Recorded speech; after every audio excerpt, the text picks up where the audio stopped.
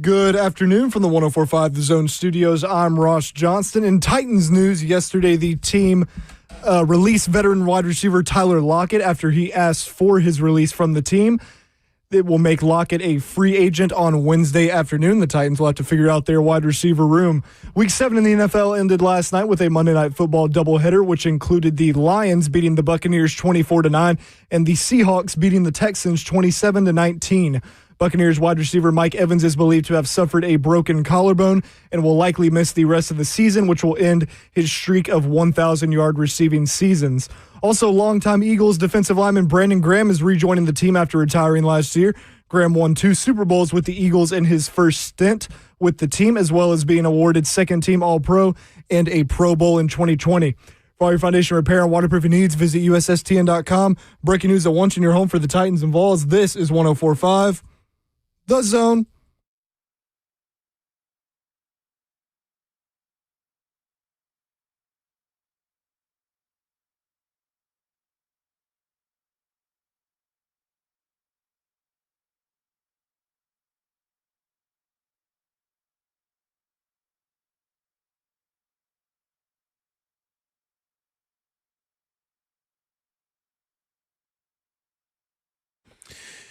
Cover 2 with Blaine Bishop and Zach Lyons here on 104.5 The Zone, powered by All Four Seasons Garage Door. 615-737-1045 is the number. And we're broadcasting live from the 104.5 The Zone Circus Sports Studio. Kentucky's largest sports book can now be found, Circus Sports in Kentucky Downs.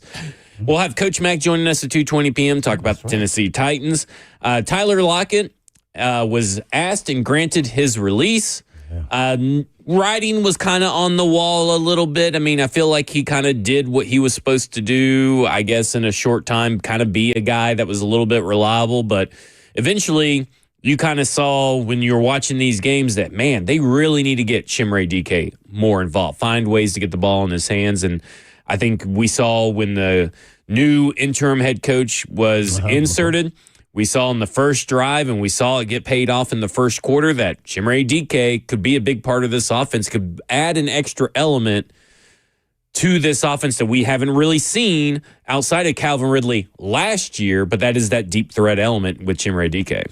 Yeah. Do you think Tyler Lockett could have run that play? Could he have physically done it? Yes, but could he have? No, I mean, have the success that they had. Right, probably not. I mean, I think there was a lot. I think the problem, and maybe not the issue, I don't know if he has the speed to do that. But I wonder how much he has the trust. Because I have seen Tyler Lockett do that at the stadium. Remember the stadium practice? It was a similar play, but it was to the opposite side of the field. But I do wonder if really Chimere Dike versus the Patriots, because of his speed, was able to get that extra. I just don't think he could have done it, I guess. Yeah, being there in the game, seeing that he wasn't on the first series was a big sign that the organization and McCoy and, the guys up top said, hey, we're turning the page and, and we're going with the young guys to see what they can do. That was the first sign. I actually believe that Lockett could actually do that play. That was a well-designed play, and I really believe that all the receivers on the team, that's been playing, could have run that play. That was a design play. Now, one thing that it's a beautifully designed play, by the way. And one way to stop that play, because we called it Yankee, which is the free safety then takes the high-level crosser across on a post-angle route.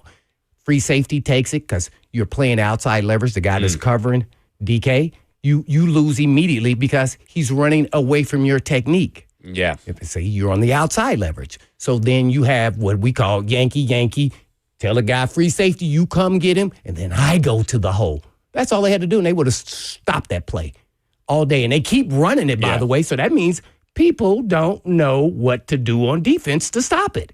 I think Tyler Lockett could have done that play. I just believe that he can, because I saw him in training camp, and I saw him. People try to say he was old. Guess what? Guess who looked bad in this offense last year that was a slot player that was a proven player? And he's not as good as Tyler Lockett. Yeah. Tyler Boyd. Yeah. See, so that was one of the plays I just think design-wise was a very good play. Well, orchestrated and everything else. And they've shown signs of that. So it was the best of everything you could want, right? Because it was They gave play them everything they action. want. They rolled it out. Gunnar Helm held up blocking on that one dude. 101, he held up blocking the linebacker.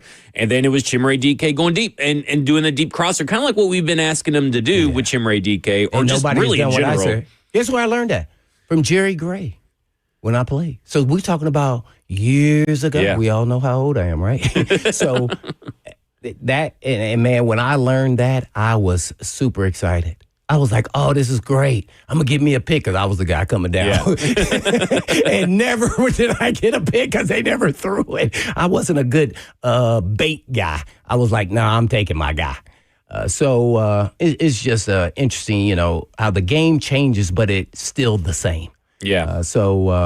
There's only so much when you really think about it. So much you can do. I don't think it was about, what I'm getting at is, I don't think it was about DK's speed and that he was capable of doing something that nobody else that's been playing at receiver could have done. I really believe that. It's nothing more to take away from DK, by the way. Nothing. I just feel like Boyd or Lockett, we know Ridley can do it. I think Van Jefferson could have done it. Yeah, it was not. I mean, and So by really- the way, Van Jefferson, every time he starts running straight, when he gets the ball and he turns and says, "I'm going this way," he's got some explosiveness to him. I have been that is thoroughly impressed with some Van I Jefferson tried to these tell last you 2 guys, weeks. this dude is Yeah. a good player. You did. Even if he's just a 3 or 4, this guy's an NFL player. I saw him on the team with Ole Miss with Metcalf and A.J. Brown, and then he started, and then he lost his job the next year when they came in from JUCO, and then when he got drafted and where he started with the Rams, and they brought in better players,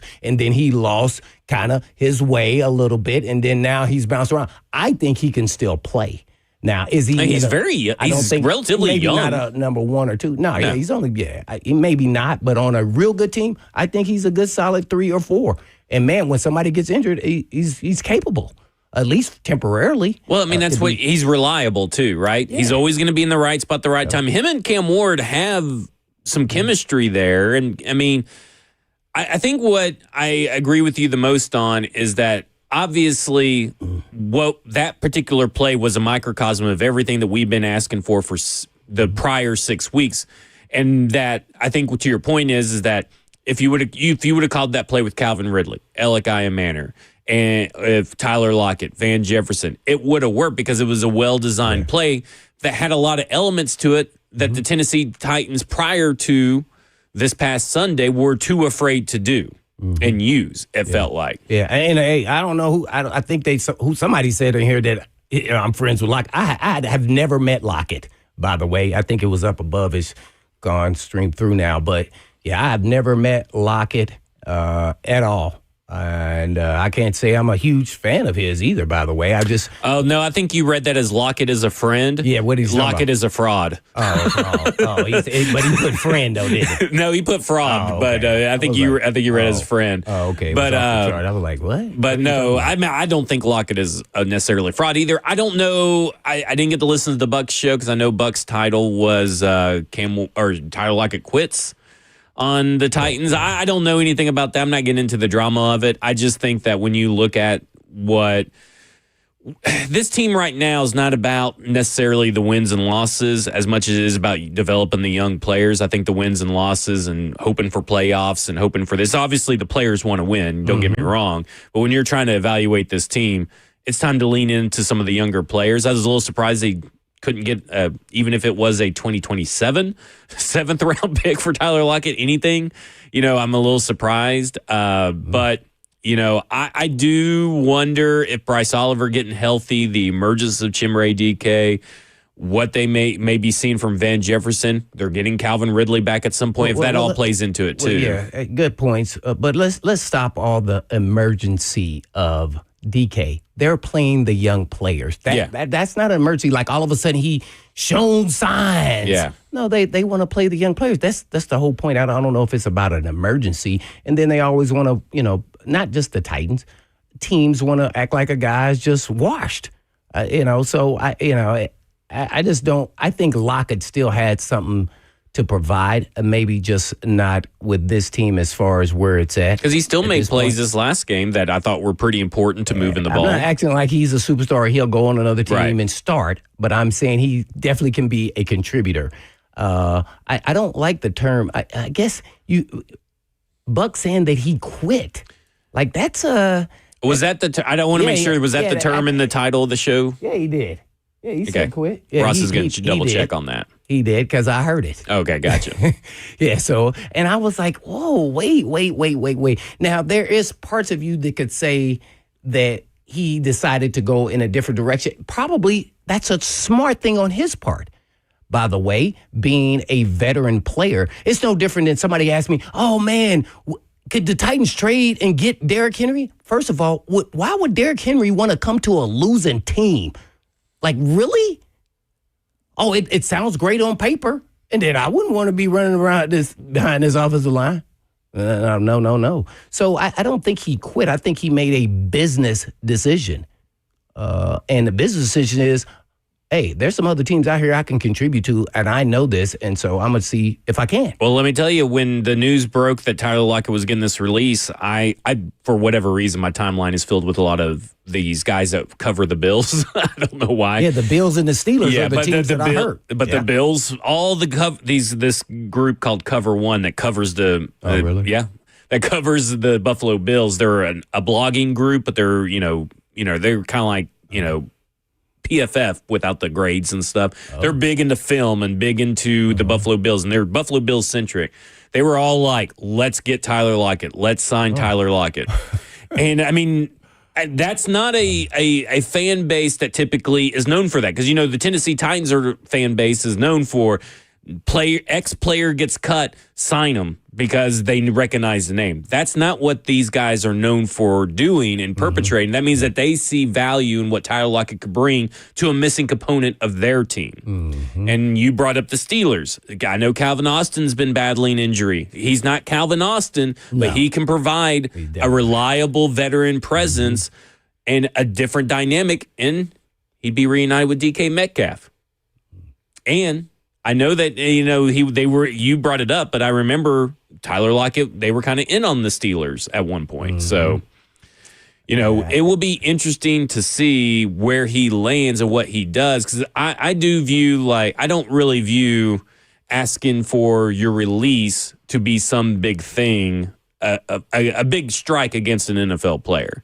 No, especially when you're in a losing season. That he quit. Yeah, I mean, would we any of us be really surprised if the news came out that Big Jeff asked for a trade? And would anybody blame him asking for a trade? Is that term in quit too? I mean, that's kind of what I feel. This is if this is considered that, then that would be considered that, right? Yeah, I don't know about quitting. Yeah, I'm with you. I mean, it's semantics, but I just wouldn't term it that he quit. Yeah. I mean, I would just say, hey, I only got so many years left in this league, right? Yeah. I need to maximize some success. And, ultimately everybody does want to get paid. And to a certain point, once you've gotten paid, you may be wanting a Super Bowl ring, right? You may be wanting something like that. I don't blame players who think like that. I think that's a smart way to think about, because once football's over, it's over. You don't know how long you got in the league, regardless of age or notoriety. Just sometimes you got to figure it. Once you've achieved a lot, what's left to achieve but that? I'm going to flip it around. The Tennessee Titans quit on Jarvis Brownlee. Oh, they definitely did. I feel like. So is that true? So if Lockett quit, then that's what happened to Brownlee. At the same time, I don't know this. Bug said that the Titans quit on Brownlee. Well, I think he did, but maybe not in that exact term. But I know that he's very anti the Brownlee trade. Right. But I'm getting at is that's a strong word, and you got to be able to use that in the other way with the other people on the other side, management making a decision that they quit on the actual player. Yeah. And he didn't use that for that. And so to me, that's the same thing. You can't just use it against the players. So there's always this double standard. You know what should exist is social media and media police.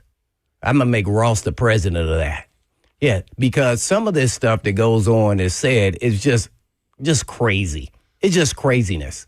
And, and Well, it's like the accountability thing yesterday. yeah, exactly. This is The quit thing There is no today. accountability anymore now that social media is part of this whole media, because they are media who, even if they're not licensed to be media, they are because they have Because a usually voice. these are the kinds of the conversations back in the day you would have in like the garage while you're fixing your lawnmower Right. or something and watching the game out on the TV or something. Or on behind the scenes on Yeah. the chats and stuff like that. Yeah. So I just want to make sure we keep everything aligned the way it should be, and sometimes it gets way out of whack. Well, we got a lot to talk about because, LeJarius Sneed does not sound like he's going to be playing anytime soon. And, man, sure been nice to have Jarvis Brownlee Jr., wasn't it, in that situation? But, hey, guess what? Maybe with that 6th-round pick, you can draft a player like Jarvis Brownlee Jr.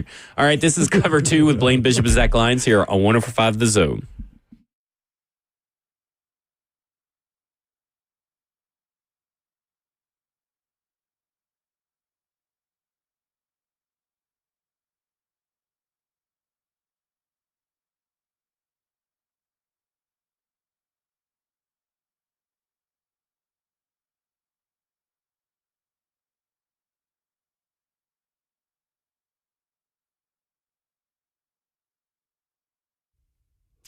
Parents, when your teen athlete gets injured, every practice missed matters. So don't let the injury sideline you for the season or even your dreams.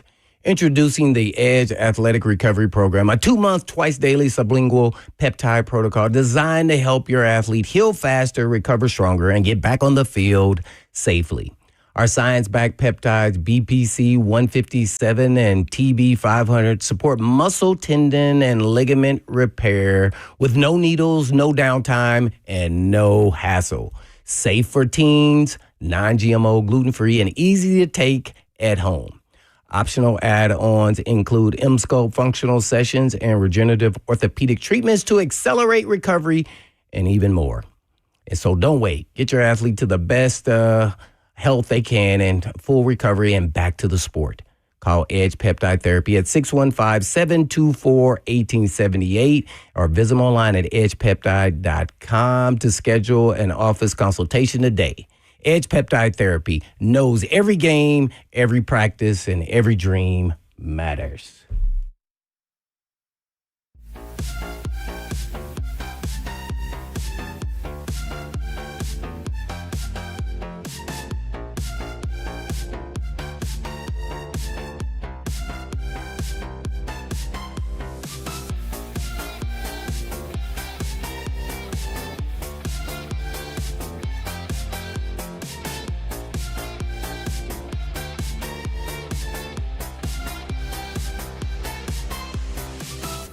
Selling your home can be stressful, but it doesn't have to be. Get a guaranteed offer from Mark Spain Real Estate. There are no showings, no open houses, no stress. Work with the #1 real estate team in the U.S. and close with confidence. Go to markspain.com today.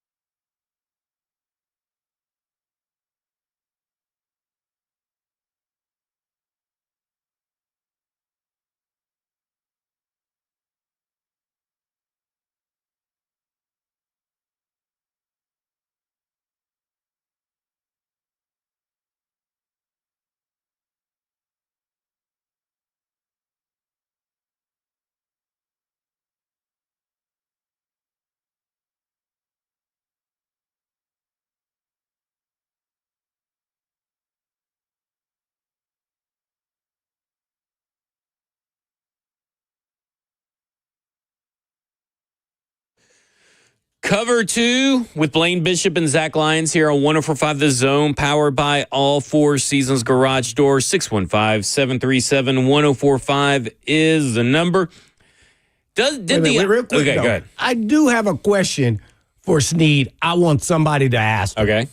Why come it's always you involved with miscommunication? That's what we're saying. I mean, I said it, agree. yes, I just like, man, is he practicing? And why is it I always don't know if he's practicing. That's how you have miscommunication. So let me sleep in meetings? So Ross, I think this is the perfect time to bring up your question that you wanted to ask Blaine today. Uh-oh. I don't know. I kind of.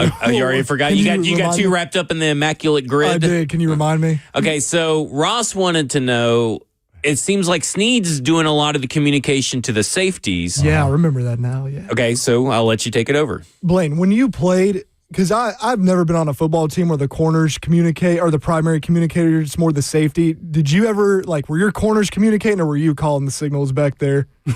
This is an exceptional question because I'd be dang if the corner was going to tell me what to do. No, just kidding. But that never happens. The safeties are always the one because guess what? They have visibility of the entire formation.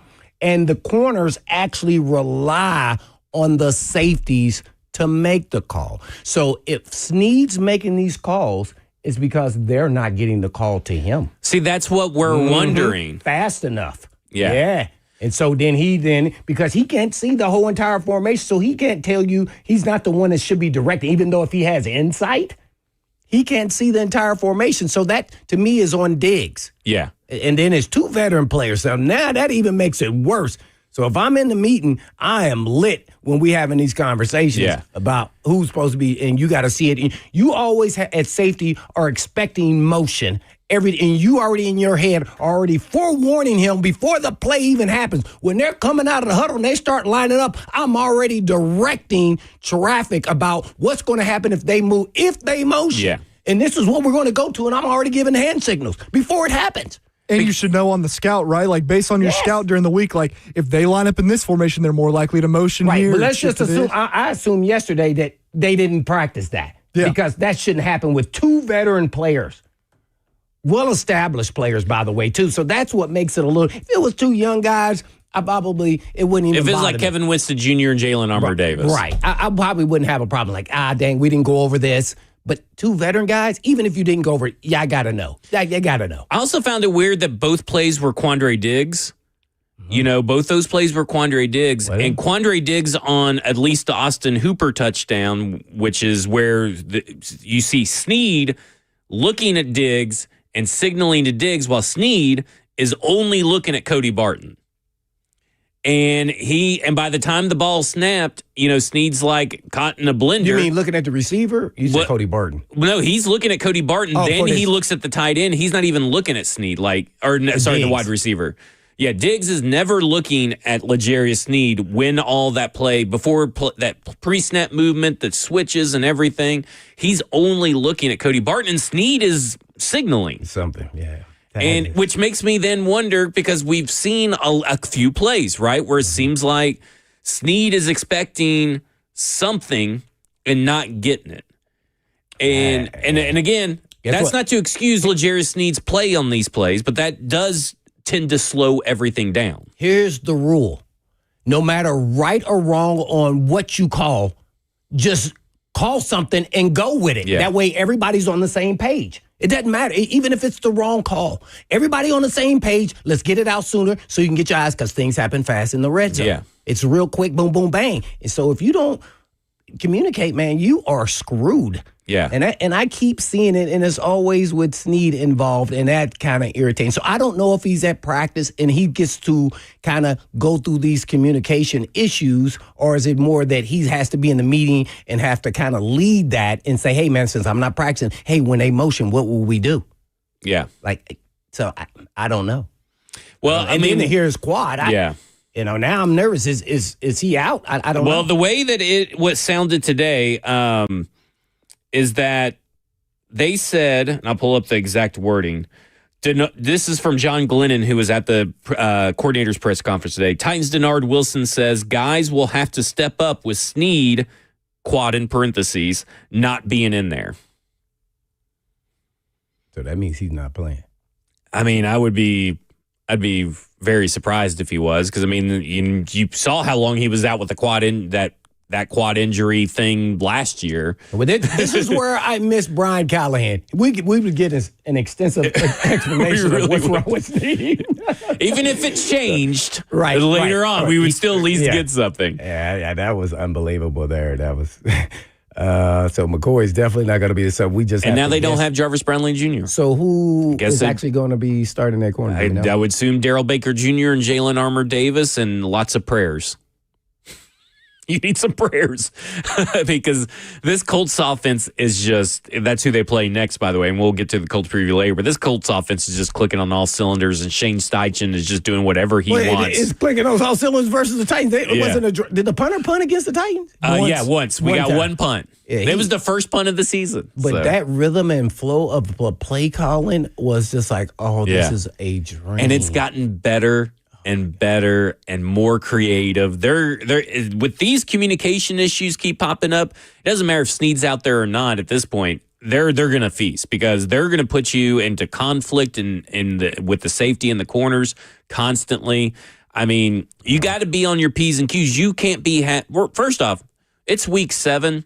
Yeah, of course the Patriots game was week 7, but the fact that there's still safety corner communication issues on this defense, and then the run defense, holy crap, was it terrible. And listen, if it wasn't, I tweeted a bit today, if it wasn't for Cedric Gray, they may have had 100 more rushing yards. Cedric Gray stopped a touchdown. He did a lot in that game. He is by far, outside of Big Jeff, their best run defender, and he's fitting his gaps. He's triggering properly, and it just seems like they don't know Stoney coined this term, and maybe this has been a term around for a while. I just never heard of it before Stoney mentioned gap math. What does that mean? I guess when your run fits. That's not a term that players or coaches use. Well, run fits, like you know that's your what gap they say. assignments, but it's like when they shift, when Vrabel and the Patriots shift, it seems like they don't know their gap assignments off a shift, and that comes back to me for coaching. And it also is like, I know Drake May's more athletic than Cody Barton, more than likely. But man, he had Cody Barton in a blender. Like there was times where Cody Barton was flat-footed, and at a certain point, I know that there's a lot of the coaching, a lot of it's players. It's definitely a combination of both. But that run defense, and it hasn't necessarily been like that the whole year. It's shown up in spurts. That was the worst run defense performance, and that deserves really a lot more blame than it's really getting. Not all blame, but a lot more blame than it's really getting for that game not being close and for this team not getting off the field on defense. Yeah, that was the worst performance from the defensive view all season. They hadn't looked anything like that. They actually were playing, pretty much standard for me. I was like, okay, they played pretty solid all season until this last game. So maybe it was game planning. How about this? Has New England played the Colts? No, they haven't. No. Yeah. And when they ran off the field before they left, they should have asked Vrabel, what's the game plan for the Colts? Hey, man. It's good. There is no plan when they're hitting like this at receiver, quarterback, offensive line. Taylor, oh my gosh. He's in the MVP conversation. That's why I asked Jordan DeJani. The Colts are a top 5 team. And at that time, he didn't want to say yes. They are. They're actually the number 1 seed in the AFC if we did it right now. I think it's hard to believe in Daniel Jones, but I don't see any reason not to anymore. See, here's what happens. Yeah. Here's what fans do, and believe what you see. Don't believe what you saw last year. Yeah. Believe what you see today. And today, he is actually in the MVP conversation, just like I said Drake May was. These guys are playing at another level right now that we haven't seen them do. So don't judge them by last year, just by what you see right now. Yep. What you see, what your eyeballs see. Exactly. Not because, I like him or I don't like him. No, judge it by what you see. Because if not, you're not respecting what he's doing out there. Like these guys are playing at a whole nother level. And by the way, Daniel Jones, when he came out, he was a pretty freaking good athlete now and with a big arm. And now he's finally got an offensive line and a head coach coordinator that's calling plays to his liking. Matter of fact, they might as well already go ahead and give him a $40 million a year contract. There's no way they're going to let him leave. As a matter of fact, they should just trade Richardson. They want some help in the GM department. I'll help him out. Well, he's on IR with that band injury. I don't know if you caught that. Riley Leonard's the main backup. IR, but he's 4 games. Yeah. So you can still trade him. Right. Oh, yeah. I mean, you can still definitely trade him. Yeah. So he's playing phenomenal. You got to believe what you're seeing. You got to. He's getting it done. You were on it after watching, I guess, week 1 or week 2. You were like, the Colts are a top 5 team. And I was like, it's kind of hard not to argue. And now we're 6 weeks. I think they're 5-1 or 6-1. Which one is it? I don't know if they've already had their bye or not. But they won last week, so 6. Yeah. So to me, I'm looking at them and I'm like, it's not maybe just top 5. You can make the case that they are top 3. Well, you could make the case they may be the best team in the NFL right now. They should be undefeated, right? What was that snafu there? They called the Broncos. The Broncos at home? Like on that field, man. And again, not to listen, they got a lot of young talent. They've been drafting, and some of this talent's all coming together. But we also saw all this young talent with Anthony Richardson, with Joe Flacco, with Gardner Minshew. They were kind of a middling team for a little bit. Now they got the perfect guy in Daniel Jones, married to the perfect offensive system, married to the perfect head coach for Daniel Jones to get the best out of him, and it's taken everything up a notch. The Titans can have that happen if they do the same head coach. It's like Drake May. I mean, Drake May didn't have a great year. A lot of people were down on Drake May coming out of that year. And I'm like, guys, you got to pump the brakes. I mean, with Josh McDaniel, especially as his OC, you could change everything. And he's playing some of the best ball in the NFL in year 2. You saw that, with the offensive line woes in Houston, well, the offensive coordinator wasn't the issue.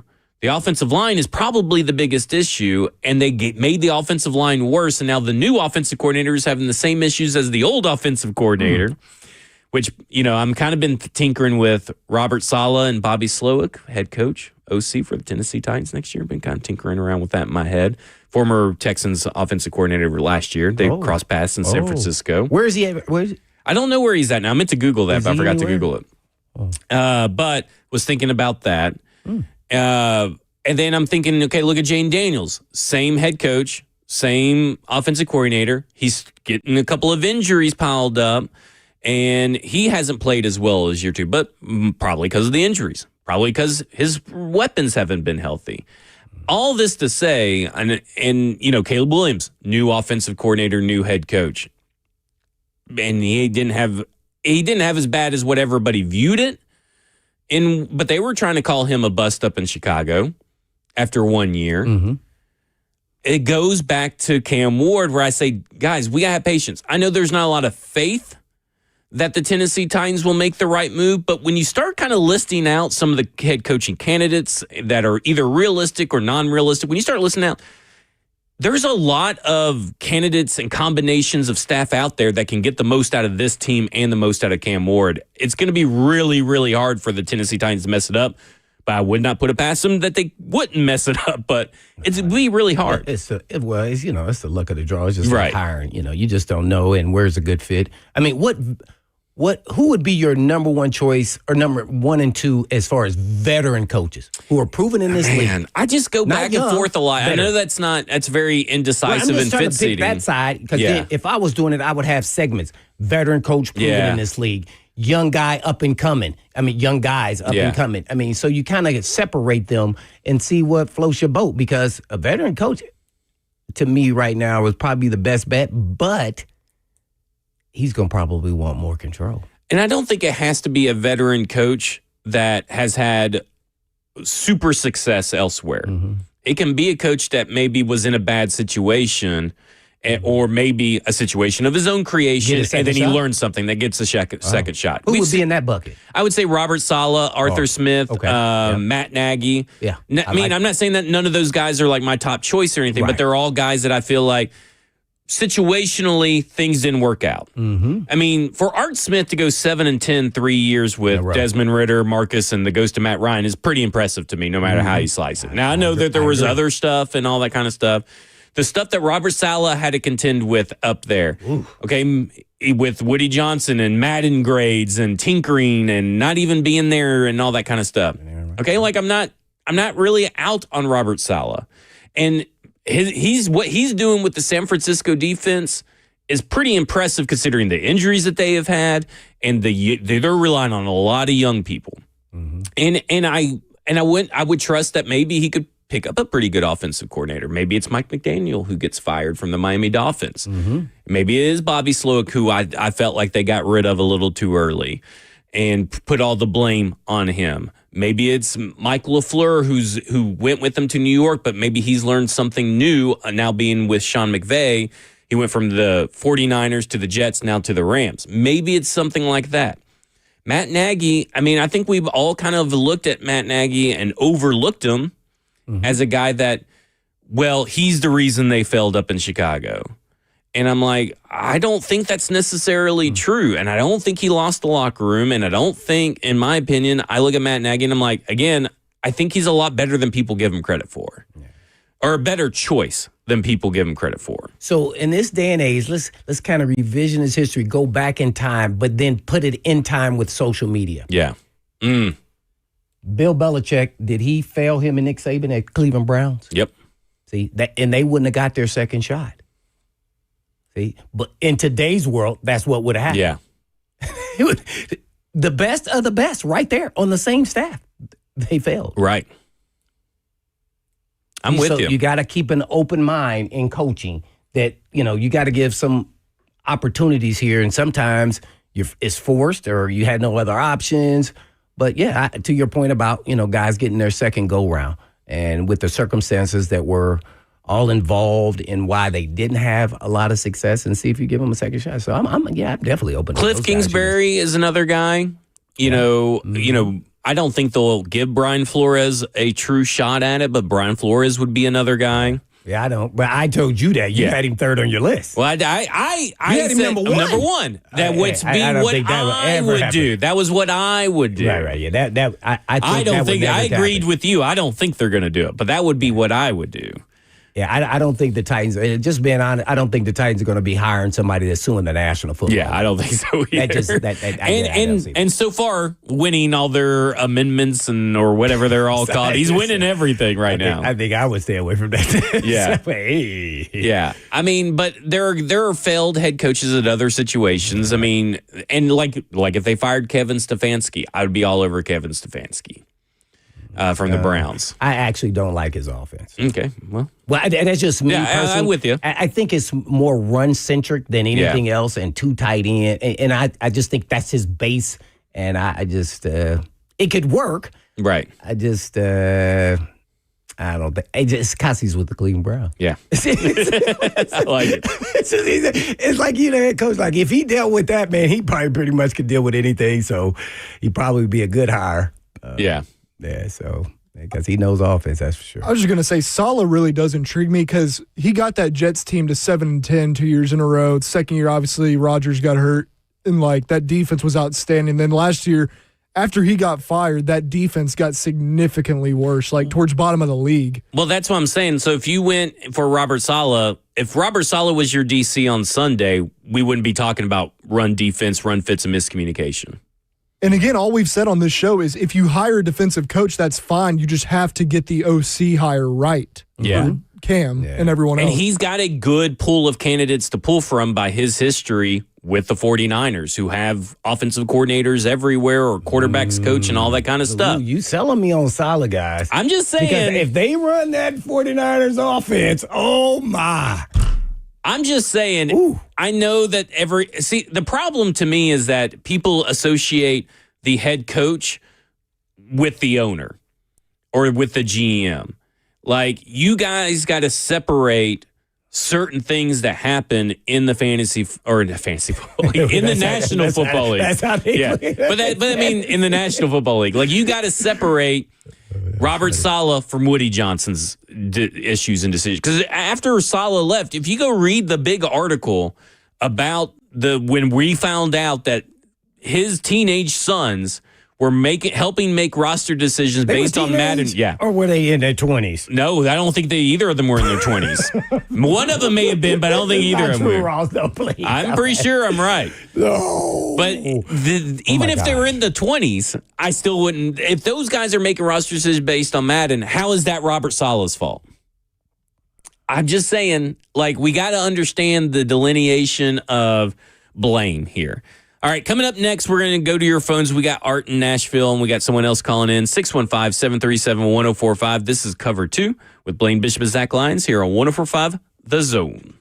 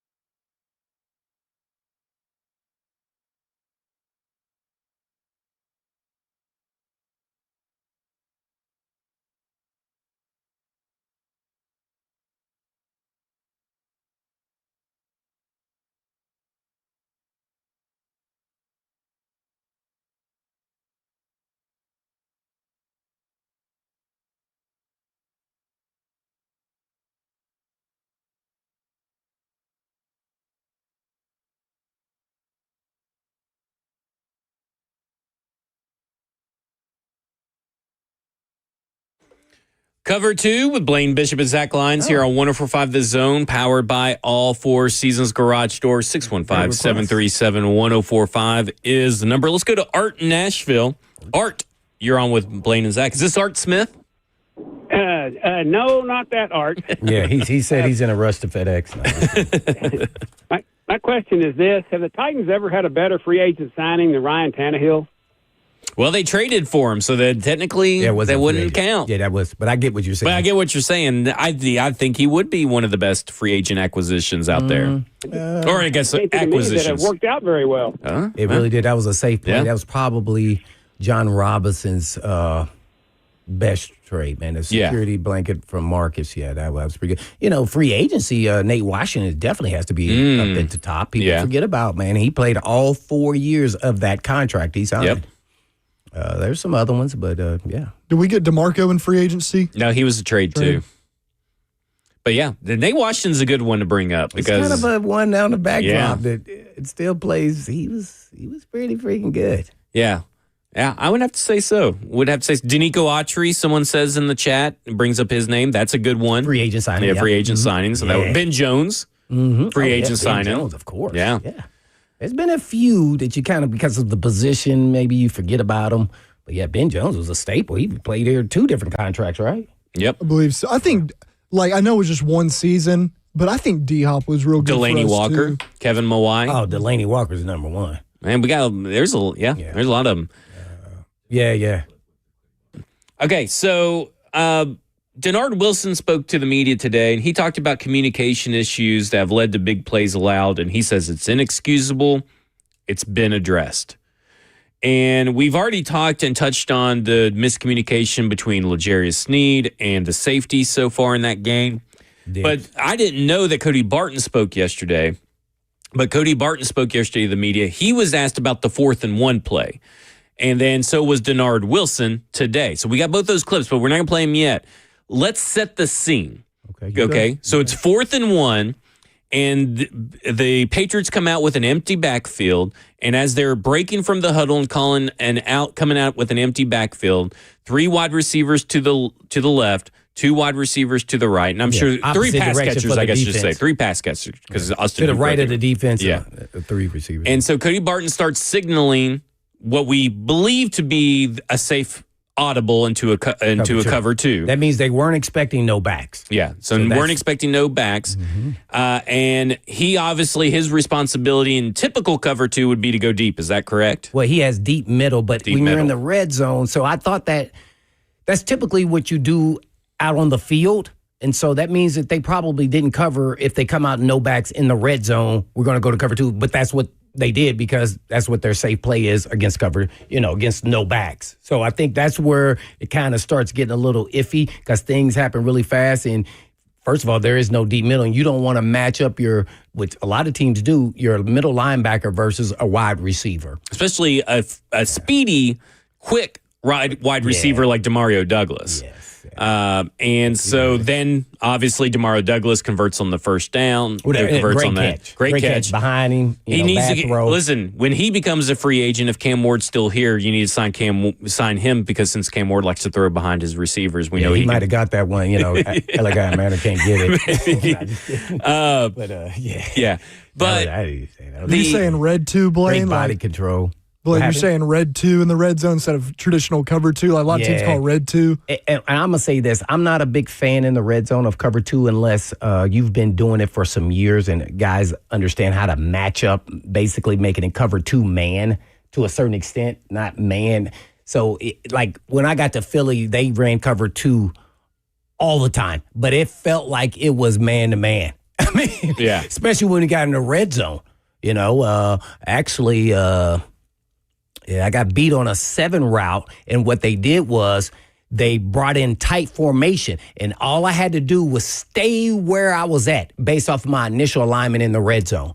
But what did I do? Oh, they got tight split. Oh, let me move a step inside further because that's exactly what they wanted me to do. And then now that half a step and the fingertip touchdown over my fingertips in the corner of the end zone cost me because I moved in because they went tight split. So that's why I said, and guess what?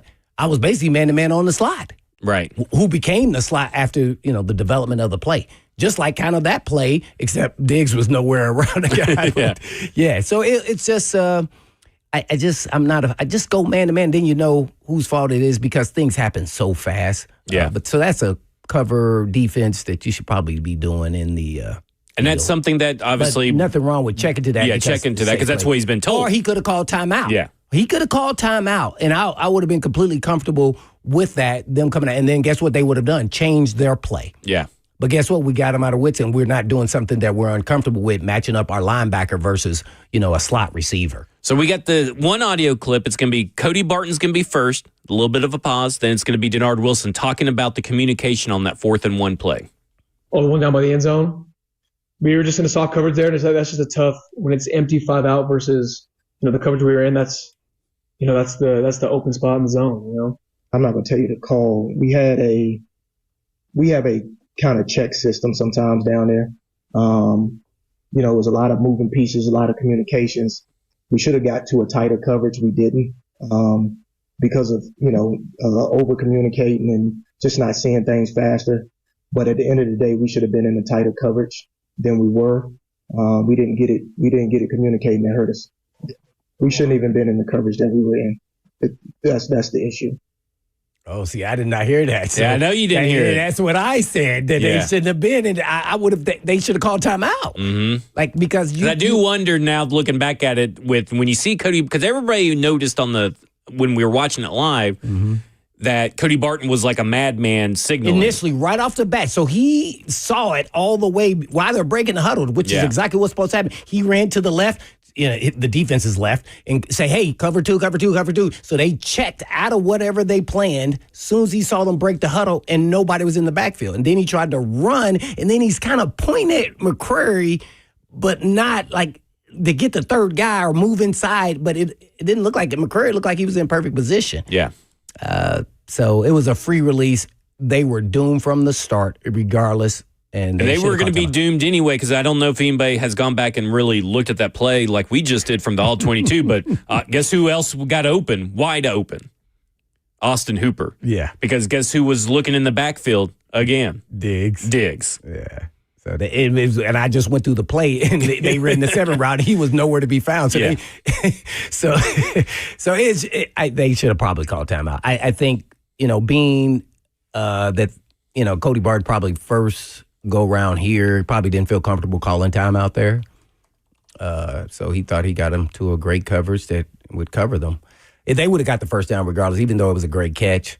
But he shouldn't be matched up on a slot receiver. Not in that situation. I was going to say that's my conspiracy. My conspiracy is that they had called man initially because Denard said, we need tighter coverage. It's 4th and 1, obviously. Man makes a lot of sense.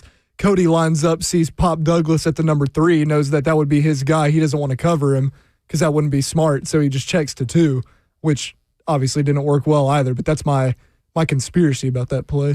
Well, I don't. That's a good one, good guess. But I don't think they were in man because guess what? You could have just matched up mano a mano. He could have went and got the tight end. They could have switched right. I mean, so I don't think they called man. I think they were just in a bad call because I don't want to speculate. I just think they were in a bad check, and it wasn't for red zone area. Why do you think Quandre Diggs was on the field so much? Because Xavier Woods been kind of their best safety. I mean, for the most part. I mean, and he played, I think, his second least amount of snaps of the season on defense. Well, I was trying to look. Who was? Where was Hooker on that play? Let's see. Well, he wasn't on the slot, so he might have been out for a play or two, and we just missed it. Maybe. Would we not have gone? Because he's not out there, I don't think. What personnel were we Okay, so using? at least I got it up on the 4th and 1. It's actually Woods and Diggs is out there. Right, that's what Woods is over there on the other look side. for Hooker in the slot or somewhere on one of the guys. No, it's McCreary, Baker, and Jalen Armour Davis. Right. So maybe he had a little bit of a issue or something. He was on the sideline. Gotcha. I have no idea. No, trust me. He wouldn't have not been out there because he's not good enough. Yeah. Once they give him extension, you're out there, bro. Yeah, it seems like both Diggs and Woods played 66.2% of the snaps at safety, or in general on defense this past week. What did Hooker? Because I told you he's a multiple piece type player. He's playing nickel on certain downs, and that doesn't count for safety. Yeah. He played most of the time. That's why 83.1, Exactly. which is his, well, that's not his least amount. Actually, the Houston game was, but that'd be his second But you're least talking about amount. just in general, in general overall? defense overall. Okay. So he was out someplace. Yeah. He might have got nicked up and we didn't know about it and pay attention and missed it. 'Cause I didn't even notice him on that play. I didn't think about, where's Hooker? Yeah. Yeah. Diggs was not looking good this game, that's for sure. All right, coming up next, we'll talk more about the Tennessee Titans, and we'll also have Coach Mack at 2:20. This is Cover 2 with Blaine Bishop and Zach Lyons here on 105 The Zone.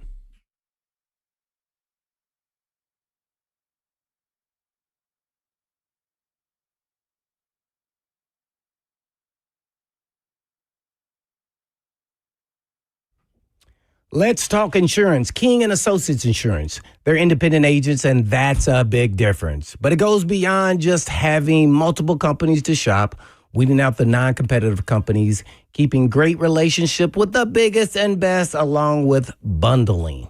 But unfortunately, life happens, and they get it.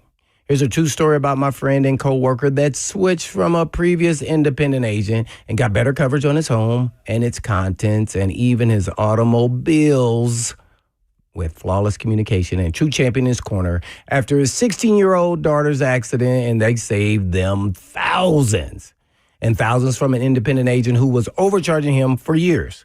So you can make the switch and save the same, if not more.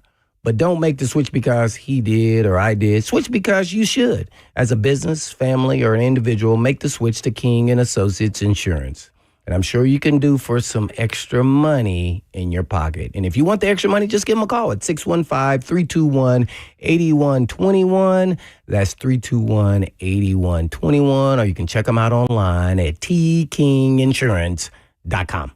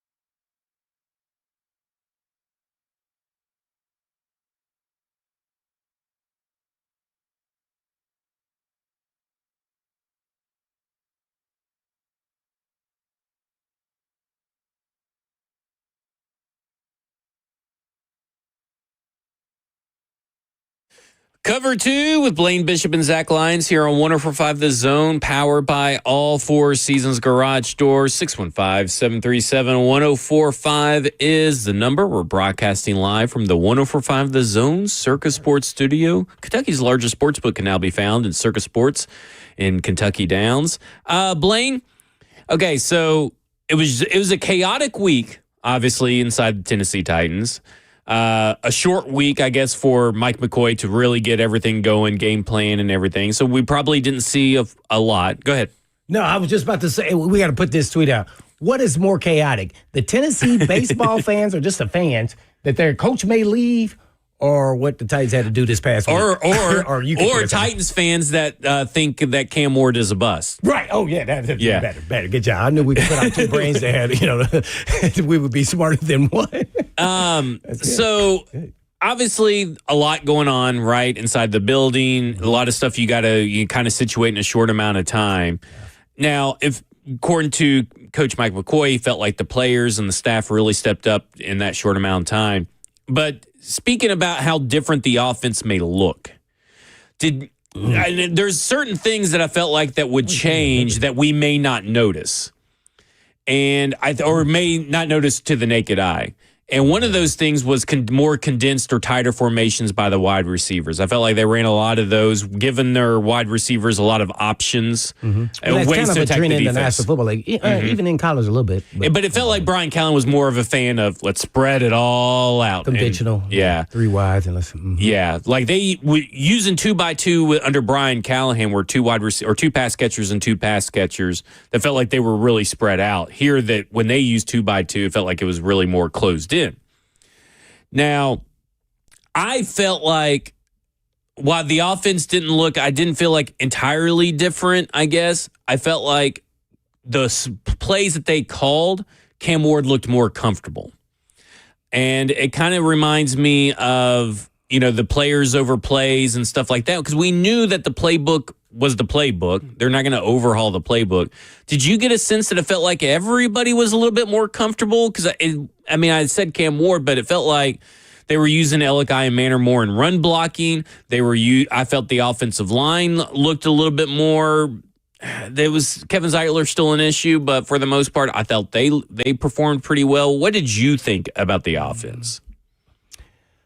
Well, I just don't want to be so reactive. I really don't think it was a huge adjustment. I think it's more just the play calling. I don't think the players felt more comfortable. Maybe they got excited from the change of coach and the bump, and that's why it only lasted a half. Yeah.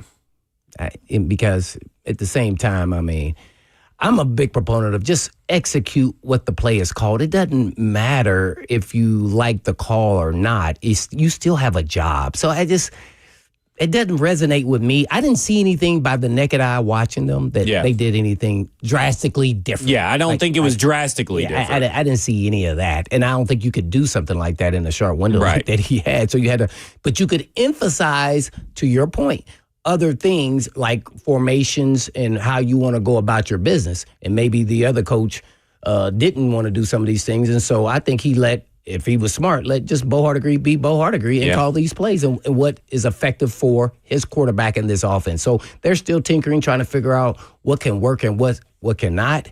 And we just saw a little bit of that. He leaned into the boot. He's going to try his best to maintain that, but he's going to try his best to maintain that by not doing anything outrageously crazy. Mm-hmm. Take your underneath stuff if you want, right? Like we'll try to get a stop at some point on third down. Reps left, yeah. Right. So just how his play style that's not a Vrabel, only thing, but for Titans fans, they kind of know what we're talking about. And I look at it and I go with the play action rates, right?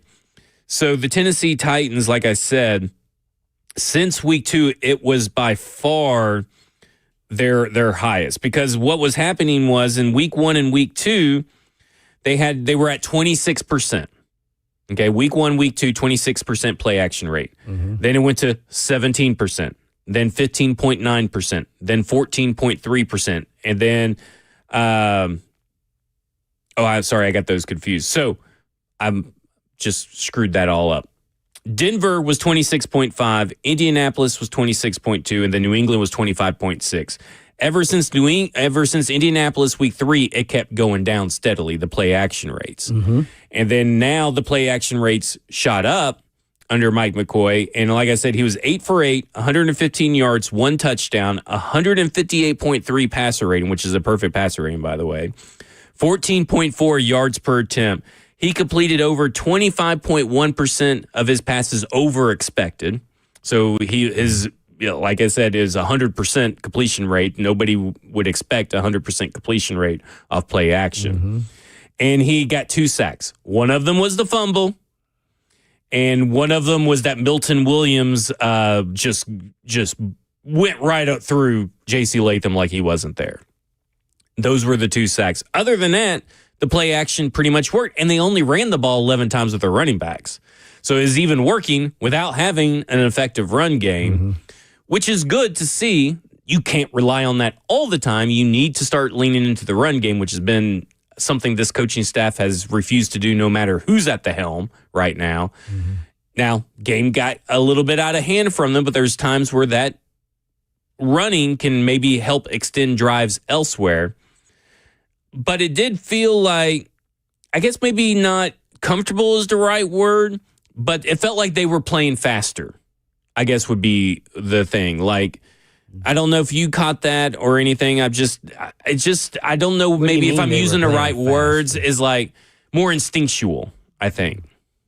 But again, maybe they're just calling the plays in the playbook that they know that this group can do, and that will be effective against this defense. Now, so once the fumble happened, it just got all out of hand. That fumble messes everything up. There's no doubt about it. It changes the whole course of that game for this team.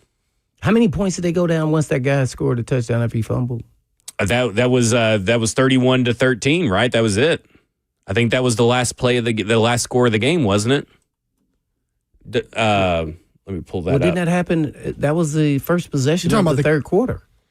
Yeah, they scored before the fumble, and then they scored at the fumble, and I think that was it. But that put it up by 14. Yeah. What's 31? No. That's why I said it wasn't the final. I don't think it was the final score. I think it was the final score. Was it the final score for New England? So hold on. I'm pulling it up right now. Because what was the score? That was 31-13. So someone was able to get to it before I could because of our slow internet here. So, and it still was how much time left in the game? Because they went on a 12. Oh, that was just 7 minutes and 29 seconds for that first drive, and then it was 11 seconds for the fumble. So they still had over half, or they had just a little bit under half of the third quarter. Yeah, and this here is where the rubber meets the road, and I thought they pushed the panic button. Now, in my mind, watching the game live, I said game over immediately after he fumbled and scored. But what you have to do, and it was a proven concept by Vrabel, what he learned.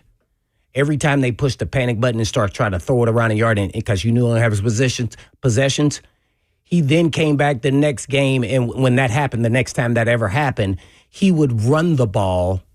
And naturally, he had Derrick Henry, so then it could be more than just an effective run. It could be a home run play. And don't panic because you still have to run the ball to keep him honest. Once he abandoned the running game, then it became this game is over for sure now because now all we have to do is play prevent defense because this is all we got to do is just buy time. And it's only so much time and possessions left. And I think they should have probably run the ball a little bit each 3 downs to keep them honest. No more play action could happen because, see, if you ran and maybe they bid up on play action, you never know. And then if they didn't stop it, look what they did. Granted, they were up. I think they didn't play complimentary football. That was right off the bat. How are they running the football at the beginning? But even more so, what would ignite me and piss me off is when they got up, you knew they were going to run the ball. Yep. And we still couldn't stop them. Are you freaking kidding me?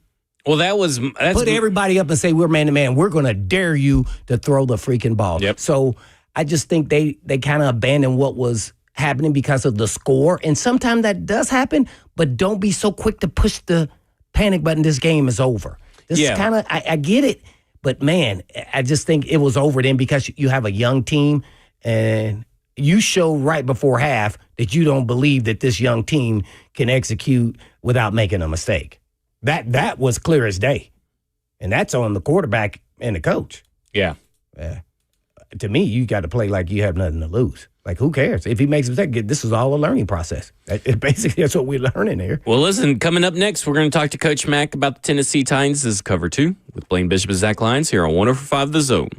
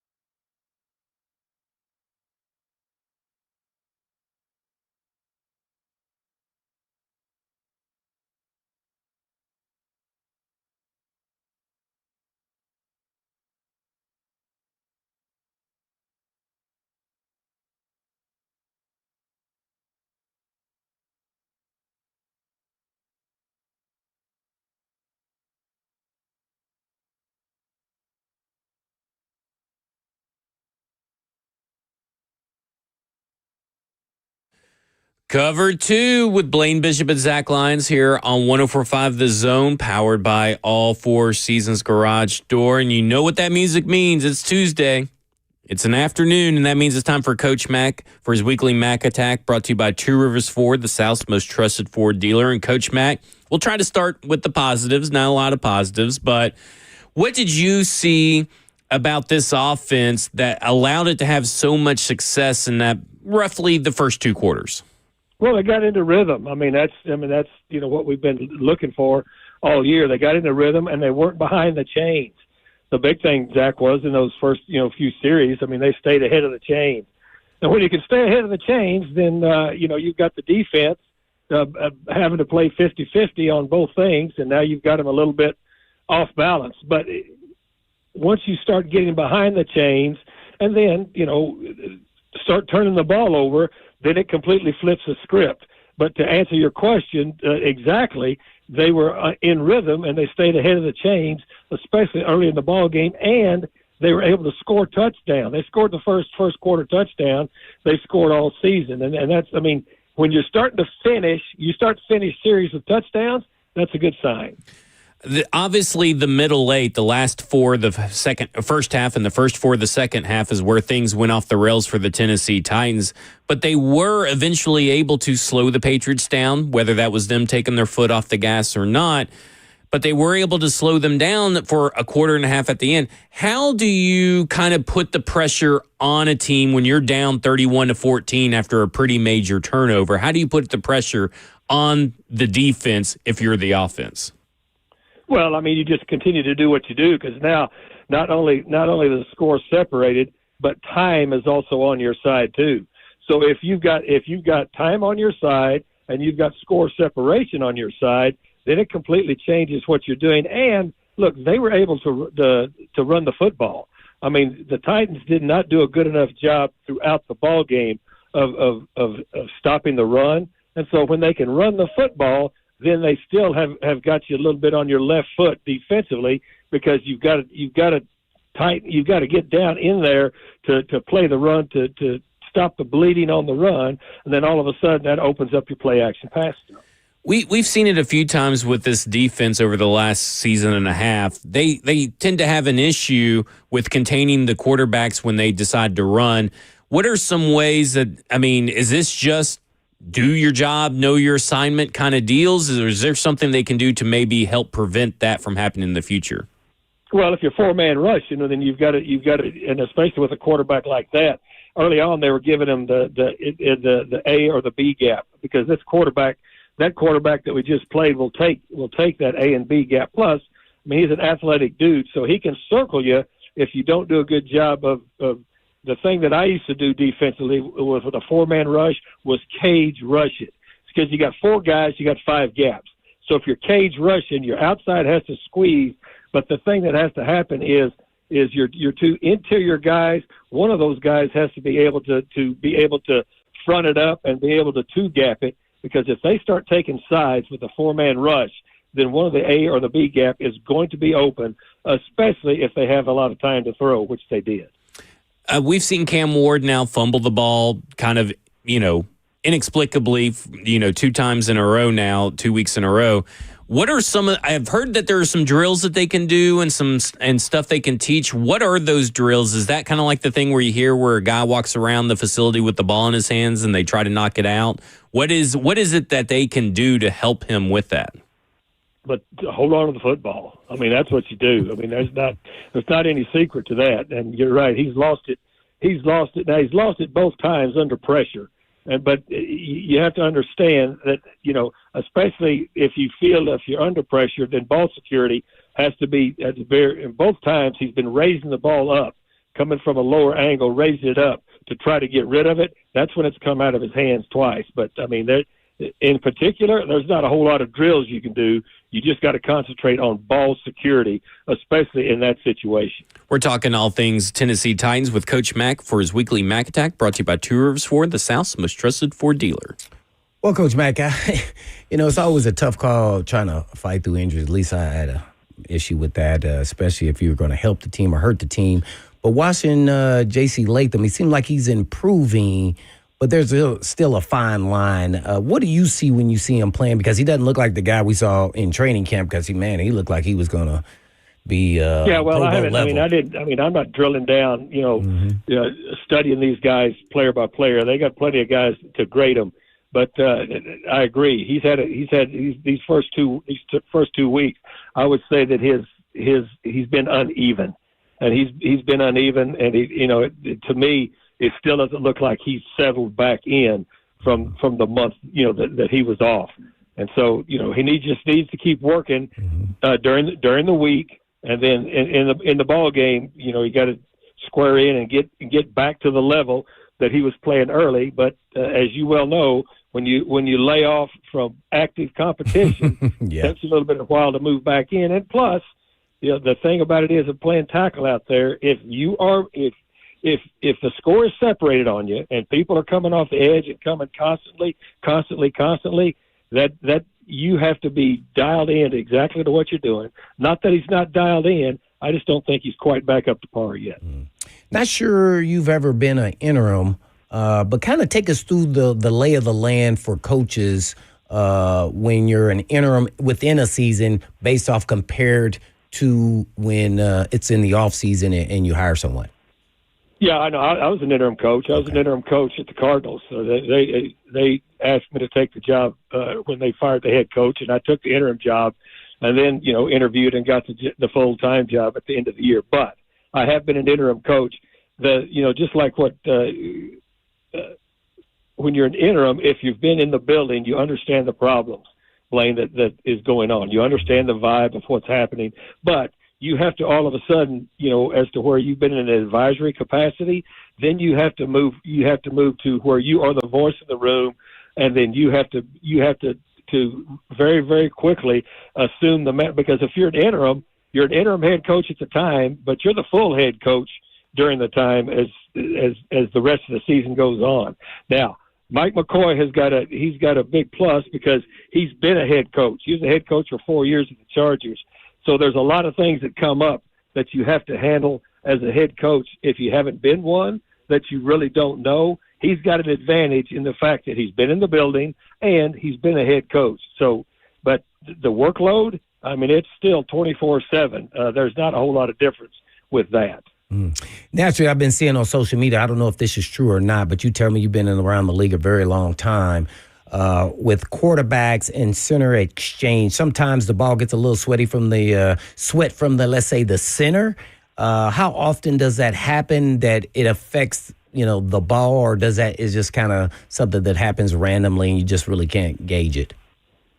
Well, first of all, that type of thing normally happens, during the summer and the early part of the season. Right, when it's really hot. Mm-hmm. Yeah, it's really hot. It has, that's not, and plus, if that is happening, well then, you've got all kinds of things you can do. The first thing you can do, I've been around it before during the summer, early on in training camp or early in the season, where if a center is doing excessive sweating, they've changed their britches at halftime. You get dry britches on, but you can get towels. You can do. That to me is that's not a major problem. That's not a thing. Lastly, for me, man, we're playing the Colts, and I said this after they played the Titans the last time here at home that, oh man, this offense is unbelievable. They're a top 5 team in the league, and now they're showing that. How would you approach and attack this offense that the Colts are presenting with all the different weapons that they have, from receivers to running back to quarterback, the offensive line? Man, I don't see any weakness, at least as of right now, that it's something you feel like you can attack. How would you go about that in designing your plan of attack against the Colts? Well, they're the number 1 offense in the league right now, and you're correct. You were correct in your evaluation early, and they've done nothing but improved. Their numbers are with the quarterback, the running back, and then, the rookie Tyler Warren, the tight end, and also Michael Pittman Jr.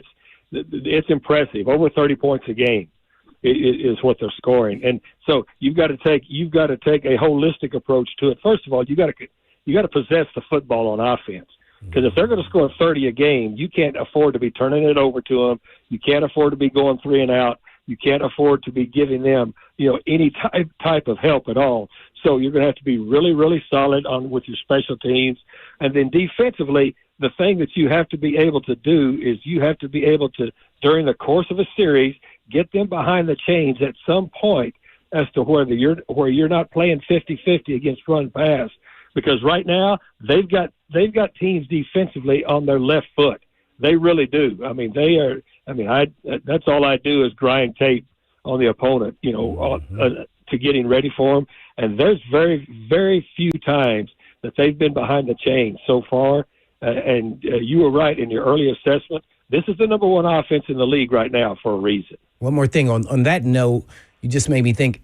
Daniel Jones, Taylor, are they in the MVP conversation thus far with the way they've played this far this season? Well, I mean, MVP, I think, comes a lot with team success. They got the best record in the league. So Daniel Jones especially. I mean, he's on a 1-year contract. Now we know Jonathan Taylor. I mean, there's a giant first round pick that has done nothing but just prove that he's as good as anybody out there doing it. But what Daniel Jones is doing right now is impressive. And plus, Jonathan Taylor, I mean, he's got 3 games so far put together with 3 touchdowns a game. Both of them are playing at a high level. I will agree with you on that. There you have it, Coach Mack giving us the Mack attack. Coach, we saw the wide receivers. I thought the wide receivers played really well. They got involved. I think Cam at some point had thrown passes in the first half to 6 different pass catchers. When you add back in Calvin Ridley, how much is that going to be able to help the offense maybe gain more touchdowns, gain more yards and traction? Because I do think, listen, you can't discount a fumble that changes the game, but I do think that the offense itself, first half, is something to build off of. Well, you got to continue, as we talked about earlier with your first question. Just continue to stay within the offense and progress the chains. And then when you've got guys open, hit them. Hit them when they're open. And, I mean, the transcontinental, that DK caught for the touchdown was a beautiful play. But I agree with you. He was distributing the football. Now, he had some throws, where he's still, he's got to dial in, and when he's got those guys sitting down in those open zones, don't throw it behind them. Don't speed yourself up. Just hit the guys, and you can progress the chains. You get Calvin Ridley back. Of course, he helps. Calvin Ridley is a really good receiver. But the fact of the matter is, you just got to stay within the offense and then take advantage of things that you see. Clearly, they had a nice plan early. Offensively, I thought they layered their calls very well. Anytime, when I was calling defenses and I was studying offensive coordinators, I would look and see how they layer their calls, how they set their calls up with previous plays. I thought they really did a good job of that early on in the ball game. They need to continue to do that. At what point do you think that with the run game they got away from the run game? Because, I mean, two total runs in the second half seems crazy, but they were down 31-13. Was there an opportunity for them to lean into that run game in the second half just a little bit more? No, when the score gets separated, I mean, if you're gonna try to catch up, I mean, and especially the way that they were playing defense, as soon as the score got separated, they started going 5-man front because they're not going to let you run it. They weren't going to let you run it an inch. With that defense. And plus, the score gets set. That's why I say score separation at points in the game is huge. And so to be able to back people off, I mean, they would allow you to run the football at that point in the game because it's chewing clock, and it's not producing points. So you've got to keep the score within a 1-score separation to be able to run and pass it to have put a defense in a conflict. Coach McCoy yesterday was talking about how they hold all players accountable, brutally honest. But he brought up a phrase, and I like this phrase. He's all about coaching, not criticizing. I think a lot of the media wants criticism thrown at players, but he wants to coach up players. Can you just talk about the difference between coaching, not criticizing? Well, you're trying to improve your players. I mean, look, players know, professional players know when they haven't played well. You don't have to sit there and beat them over the head with a stick, telling them, you played bad, so I'm gonna keep beating you up about it. I mean, they understand that. You need to coach them and help them. That's what, all the years that I coached, the thing that players look for, they look for help. They look for help. They don't mind there's a difference between being coached hard and being demanding and criticizing and being demeaning. That doesn't help you do anything. When you see the plays, obviously L'Jarius Sneed has come under a little bit of fire, but there seems to be, from our point of view, and Denard Wilson mentioned it too, some miscommunications on the defense between the safety and the corner. How can you, as a defensive coordinator, fix and correct those miscommunications? Well, you always talk about communication. That's key. I mean, you start with that the first time you ever get together, way back when. I mean, there's nothing.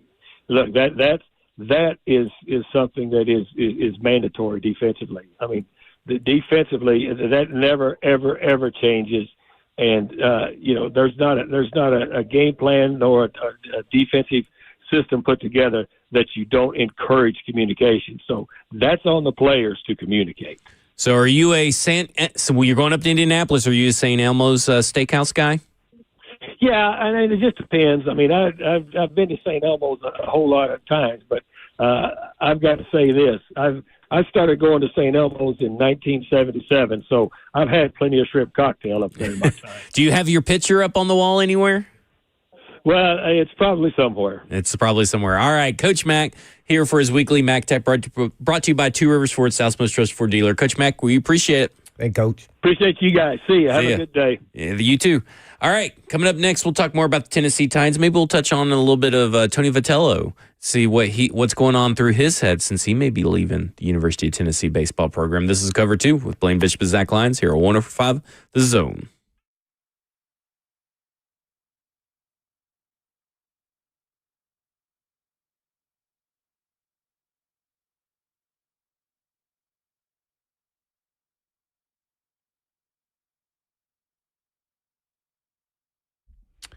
One of the marks of a good parent, they warn their kids about danger, danger, danger, danger. Who to trust and what to avoid and how to make smarter choices.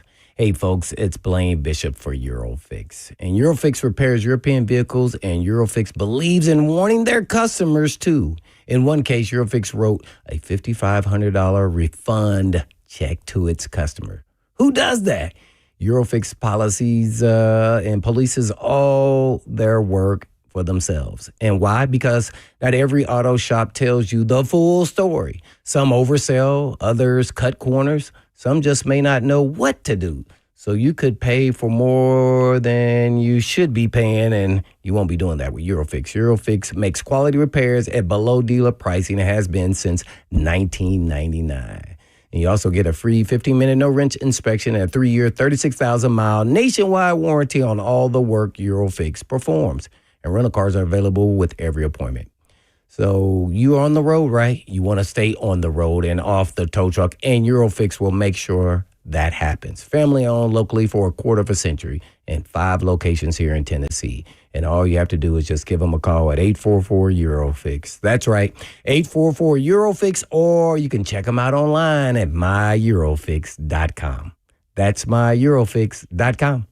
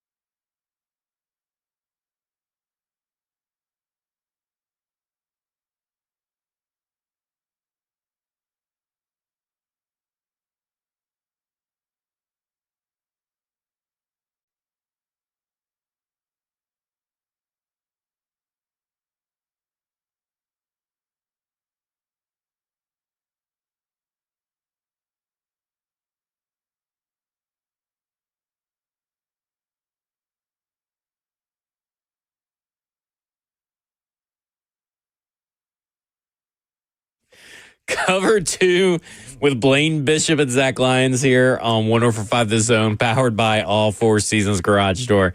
615-737-1045. I was not expecting any Flow Rida in the air right now. DJ Ross back there, producer Ross with the hits. Yeah, I requested that. You did? Mm-hmm. Yeah. Hey, sorry. Oh, no. Okay. 27 offensive plays ran by the Tennessee Titans in the first half versus the New England Patriots. 10 of the 27 were runs, 17 obviously passed. That's a 37-63 run-pass split. And 24 plays, offensive plays, ran in the second half. 2 runs, 22 passes. Do you think that there was an opportunity to maybe free up? Because, I mean, I know that they're ahead. And then typically when teams are ahead, the defense is going to play the pass. But don't you think there was an opportunity with the way that Tyjae Spears was at least running? I mean, he was running 4.4 yards per carry, and he only had 5. Don't you think there was an opportunity there for them to be able to do something with that? To maybe run more? Well, yeah, we kind of addressed it earlier. Yeah. I thought they left a plan. That's when I talked about Vrabel kind of learned along the way that running the football, even when you're behind, kind of keeps the defense honest, and it kind of opens up, especially if you got a great running back like you had Derrick Henry. He could, make some guys miss and then take it to the house. But it's hard when the game gets out of hand, and you have a young team too, by the way. So you probably saying, hey, man, we got to catch up and trying to bring some belief. You also got to believe as a coach, though, standing on the sideline, that hopefully you're methodical about your approach when you get behind, and that you got to believe that the defense is going to make a play as well. You got to need help because you can't get it back. It's only so many series or possessions in the second half. So that you kind of push the panic button, but you don't want to go all in and just think you're going to just throw all the time, especially with this team and the offensive line. Just the pass protection, let alone a first-year quarterback. Yeah. So that, Because we've been saying the quarterback's best friend. It's a tough battle with a coach, and when you get behind, it is tough. Because you could always look back, the first play that they called was a pass play and he fumbled, so why not? Why that should have been a run play. And I'm not trying to say that, but I'm just saying, the game looked a little bit further out of reach, and I feel like it actually was. Yeah, it's a catch-22. I'm not going to harp on that, really. It's like, you're playing basketball and you get behind in the first half, right? Everybody comes out, they shoot threes anyway. But let's just say you're shooting threes every time you're down. And you're like, if we miss, well, okay. But if you start making them, and then all of a sudden you're like, oh, man, now we're getting closer back in the game. So that's what throwing the ball every play does. And then if you don't, have success, now you're 3 and out, and then your defense is out here. Now they're even more tired. And guess what? They couldn't even stop the run. So they weren't playing complimentary. I think they just kind of pushed the panic button a little bit. It's understandable, though. I'm not going to be critical of that. But, I'm sure they look back on it. They'll be more critical than we ever would be, or any media person, on what they should and should not have done. And maybe it's just kind of feel your way through and see, maybe next time, maybe you run just a little bit more. But, the game got out of hand. All right. We're on to Vitello watch. Uh-oh. Tony Vitello came up on Saturday that it's looking like he's going to take a San Francisco Giants job. They're in contract negotiations, final stages, and all this kind of stuff. And we put out a poll earlier, and Ross will get to the poll in just a few minutes. But this is from Chris Lowe from On3 Sports, who says, we are close, not quite there, to reaching Gruden hysteria level on Rocky Top as Vitello watch continues. Fans with signs, media reporting on Vitello sightings at scrimmage.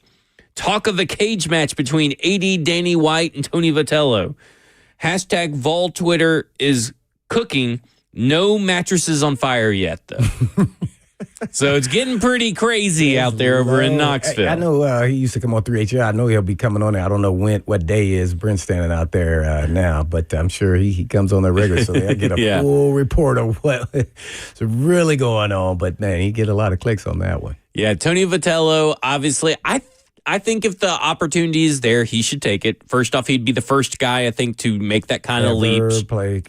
Coach college and pros. And then if you flame out, you can still have any coaching job you want in college because you have proven you can do it in college. College and pros, totally different. You've proven you can do it in college. So I wouldn't blame him to do it, but I will say, I was just talking to Jackson, and Joseph had asked him, would you rather have an elite defense to pair with Josh Heupel's team for the rest of the time, or would you rather have Tony Vitello be a lifetime Tennessee baseball coach? And I would say I would go Tony Vitello because I think Tony Vitello could be their Nick Saban of baseball. Well, I really don't have an opinion, care less. But I mean, I just, you can't let and I get it, the fan base and what he's done for baseball, for the casual fan. Now they're interested, and he's done a fabulous job. But, you also got to look at it from his side. It's not just a one-sided deal. This is a once-in-a-lifetime deal, and if he decides to take it, you got to respect that. I think that's how you got to look at it. Hopefully he stays. And I don't even think it's about money. He's the second highest paid college baseball coach. Yeah, I don't get the hate towards Danny White if he leaves. I mean, it's not Danny White's decision, It's right. It's not like he fired him. You can offer him all the money you want. I mean, he may say, hey, this is an opportunity I can't pass up. Yeah. And he will make history here, by the way. So do you want to be that guy? And then you may have regrets if you don't take the opportunity. Yeah. So I don't know where it's going to go, but you can't be mad at Tony or the AD. Just make sure you start having your plan for if he does leave. Yep. If you're the AD, and be prepared for that. Let's go to the phones. Let's go to Travis in Murfreesboro. Travis, you're on with Blaine and Zach. Hey, guys. I appreciate you taking my call. I enjoyed the show. Blaine, I just wanted to get your opinion as a former player yourself. Hypothetically, if you were on this team and you were a veteran, what would be your message to the younger guys specifically on the roster, kind of help them stay focused and keep their heads up, even though this year's not really going the way they may want it to? And I'll hang up the listen. Thanks, Travis. I don't know if I would have a message. It's kind of hard to put myself back in at being a player like that. But I think every team, if you talk to coaches now, they're all dealing with the same issues, and that's what kind of the pet peeves of details and consistency out of players. I just don't see it, so I don't know if that's them or not being prepared well enough. It just eats me alive when you see somebody run around the outside. Well, somebody every play has contained. Yeah. Like, how does that happen? All right. Or even with some vets, how do they run a post route and we call it a defense that you're supposed to be right there and you're nowhere to be found? Like that. These are the reasons why I don't coach. This is it. I think I would love it. It's just that process. Like I can't go out there and play for you. Right. Like all I can do is kind of coach you up and hopefully the motivation inside of you want to be the best version of who you want to be. So I don't know, man. The pep talks and getting them hyped up, that only lasts for so long. That just like the first half. Yeah. Oh yeah, it was great. They looked like a competitive team now. And then all of a sudden, second half, they went right back to before. And so that's very frustrating for a veteran player. You feel like, man, I'm just wasting time. And you'll probably feel like Lockett that you need to, hey, man, I only have so many reps left, and I want to be on a team that's at least got a shot of the playoffs. That way I at least have a shot at a Super Bowl. So it's kind of tough to ask that. I don't know if you've gone back through your All-22 watch yet, but just in case, Jalen Harrell played pretty good. Not saying anything other than he was setting the edge pretty well. Oh, no, this is the first time I ever noticed him. Yeah. It's the first time I noticed him. Stoney goes, who's number 92? I go, that's Jalen Harrell. Yeah, it's the first time. All right, poll. All right, so we had a poll on the Twitter. You can still vote on. It'll be up for about 23 more hours. But which situation is more chaotic? Vols fans with Tony V or Titans fans with Cam Ward? So far, 43% have voted Tony V. 57% have voted Cam Ward. I'm actually kind of surprised it's that close. We got more of an NFL poll. I feel like if this was on like 3HL, you'd get maybe some different voting. Oh, no. I was thinking that Cam Ward would be way higher. Oh, really? Yeah. I didn't. I thought it was the other way like you. Yeah. Yeah, I would have thought Cam Ward would have been way higher. Wow. Because of that reason. I think it is because it's been a longer situation than this Tony V thing, which is new. But, yep. Man. All right, that will do it for us. 3HL's up next. This is Cover 2 with Blaine Bishop and Zach Lyons right here on 104.5 The Zone. And in the meantime, and in between time, peace.